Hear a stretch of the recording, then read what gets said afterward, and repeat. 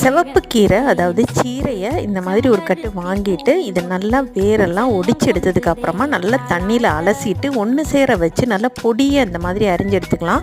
இதோட கூடவே ஒரு கப்பு திருவுன தேங்காயை போட்டு ஒன்று போல் இதை கலந்து விட்டுடலாம். இது ஒரு பக்கம் ஓரமாக இருக்கட்டும்.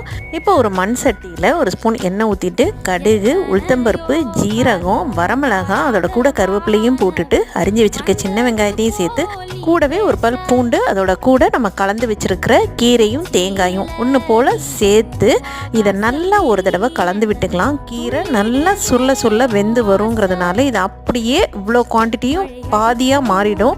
இதை மூடி போட்டு நல்லா வெந்ததுக்கப்புறம் இதை எடுத்துட்டு இதை நல்லா ஒரு தடவை கலந்து விட்டதுக்கு அப்புறமா இதில் தேவையான அளவு உப்பு சேர்த்துக்கலாம். முதல்ல உப்பு சேர்த்தா அளவு சுருங்காமல் நமக்கு குவான்டிட்டி உப்பு அதிகமாகிடும். அதனால் இப்போ கலந்து எடுத்துட்டோன்னா பர்ஃபெக்டான சீரத்தோரன் தயார். வீடியோ பிடிச்சிருந்தா like, share and subscribe. Thanks for வாட்சிங்.